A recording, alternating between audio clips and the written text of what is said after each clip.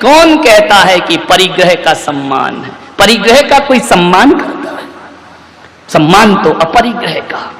आज तेरी जिंदगी में 1 लाख अपरिग्रह की भावना जगी, उस अपरिग्रह ने तुझे माला पहनवा दी। ध्यान रखना। एक साधु था,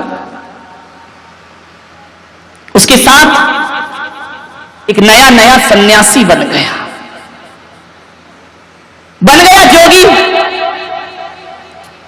एक दिन कमरे में बैठकर नोट गिन रहा है, दान दक्षिणा ली 11,000, 20,000, 25,000।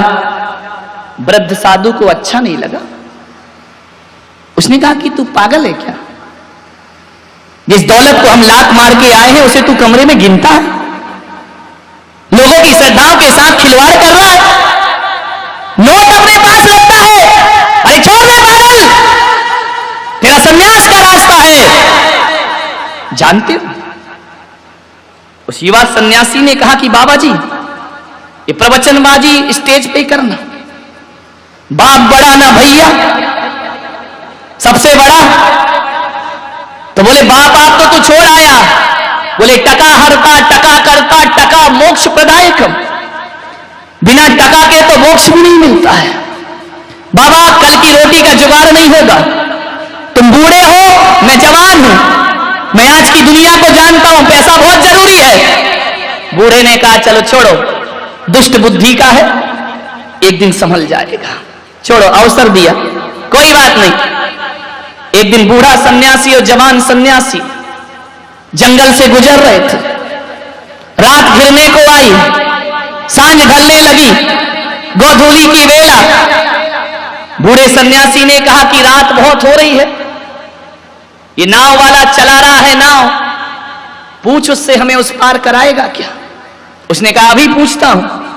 दौड़ा दौड़ा युवा सन्यासी गया, बोले नाविक क्या हमें उस पार पहुंचाएगा? नाविक ने कहा सुबह से आज किसका मुंह देखा मैंने, बोहनी बट्टा तो हुई नहीं। उस शाम को घर जाने का समय है, ये बाबा बैरागी अक्खड़ फक्कड़ इनके पास होगा क्या? चलो चलो मैं नहीं कराता नाव पार। युवा सन्यासी ने कहा क्या चाहिए? बोले उतरवाई लगेगी। बोले देंगे। मल्लाह की आंखें फट गई कि बाबा कहां से देगा? बोले देंगे, है हमारे पास। तो उसने कहा बैठो। दोनों को बिठाया, उस पार पहुंचाया। युवा सन्यासी ने झोली में से नोट निकाले, बूढ़े को दिखाए। कह रहे थे ना कि पैसा कुछ नहीं होता, लो दिखाते चमचमाते लहराते नोट दिखाए, उसे दिए, उस पार चले। थोड़ी ही दूर चले कि युवा ने कहा बाबा आ गई अकल ठिकाने कि बाप बड़ा ना भैया सबसे बड़ा, ये पैसे नहीं होते तो आज हमारी नाव इस पार नहीं लगाता, सारी रात ठंड में गुजारना पड़ती। बूढ़ा सन्यासी जोरों से हंसा ठाके लगाकर, बोले पागल तू अभी भी नहीं समझा। बोले इसमें क्या समझना, तुम्हारी बात मान लेता, पैसा नहीं रखता, इस पार नाव कैसे आती? बूढ़े ने कहा अभी भी नहीं समझा, कैसा बावला हुआ है तू? बोले क्या मतलब? बोले जो 20 रुपए तूने उसे दिए हैं, यदि 20 रुपए दबा के रखता तो नाव पार कभी ना होती, 20 रुपए छोड़ दिए इसलिए तेरी नाव इस पार आई। एक बात ध्यान रख, रुपयों को रखने से नैया पार नहीं हुई, बल्कि रुपयों को गांठ में निकाल कर त्याग करने से नाव पार हुई। अरे पागल कुएं फेंक दे, नदी की क्या बात, संसार से भी पार हो जाएगा। ध्यान रखिए। कौन पार?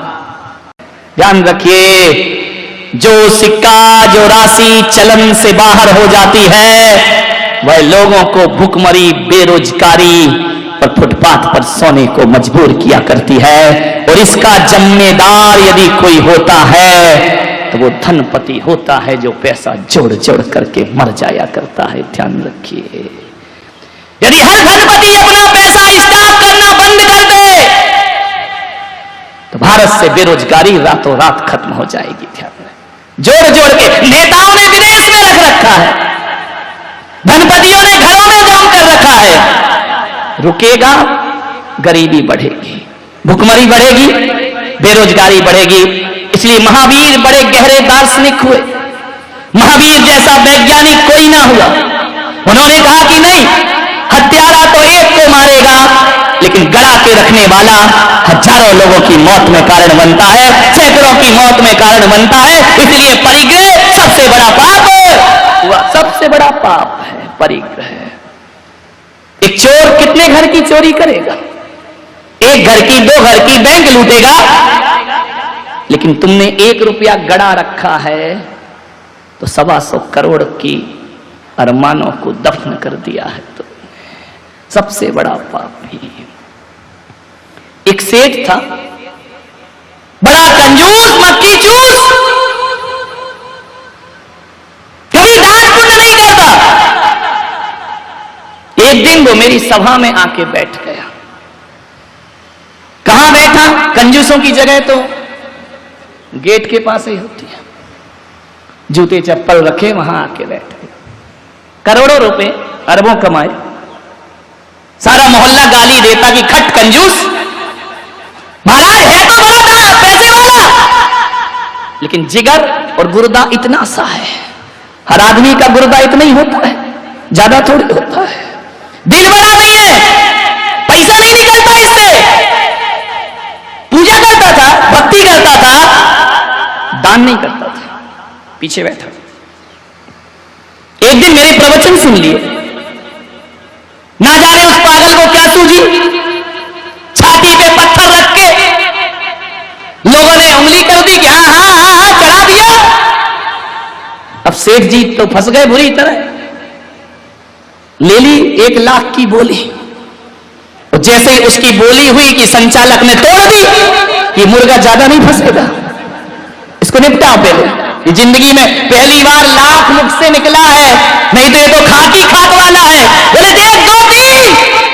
पूरे पंडाल ने इतनी जोर से तालियां बजाई, इतनी जोर से जैसे तीर्थंकर का जन्म हो गया हो, इतने खुश हुए, बहुत तालियां बजी।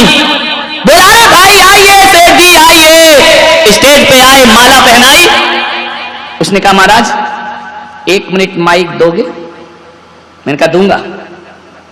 बोले आपसे शिकायत है। मैंने कहा करो, परवाह नहीं। बोले महाराज ये बोली मैंने ली नहीं है, मैं तो ये देख रहा था कि तुम्हारी सभा में भी गरीब और अमीर का भेद रहता है। मैं 8 दिन से प्रवचन में आ रहा हूं, किसी ने मेरी तरफ पलट के नहीं देखा, किसी ने ये नहीं कहा कि सेठ जी वहां क्यों बैठे हो। और आज लाख रुपया दिया और इधर आ गया स्टेज पे, ये माला, ये पगड़ी। अरे तुम्हारा तो धर्म का दरबार है, तुम तो बाबा बैरागी हो, अरे बीतरागी संत हो। तुम्हें तो ऐसा नहीं करना चाहिए ना कि आप धनपति को तो पिच्छी लगाते हो, सम्मान देते हो। ये सब तुम्हारे भीतर भी बैठा है ऐसा सेठ। बात तुम्हारी है, कह मैं रहा हूं, तुम कह नहीं पाते हो कि महाराज का हाथ तो पैसे वालों के ऊपर है, महाराज की पिच्छी तो वहीं लगेगी, उसे ही टाइम मिलेगा, उसे ही वक्त मिलेगा, उसे ही वात्सल्य मिलेगा।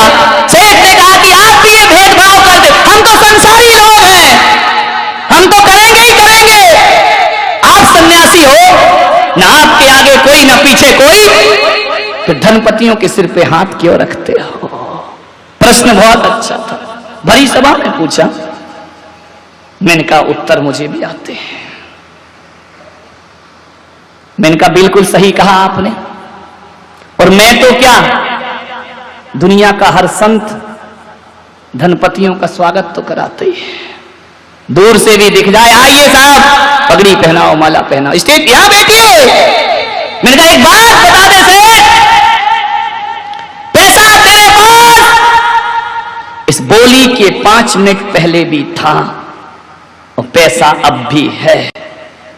बोल 5 मिनट पहले तुझे कोई देखता नहीं था, तेरी तरफ नजरें नहीं करता था। 5 मिनट में कहानी बदल गई, यही लोग ताली बजाने लगे, यही लोग तेरा स्वागत करने लगे। मैंने कहा सेठ सोच क्यों हो रहा है ये स्वागत? तेरे पास पैसा है इसलिए स्वागत नहीं हो रहा, पैसा तो 5 मिनट पहले भी था, तूने पैसा छोड़ा है इसलिए तेरा स्वागत हो रहा है। ध्यान रखिए, पैसा रखने का स्वागत थोड़ी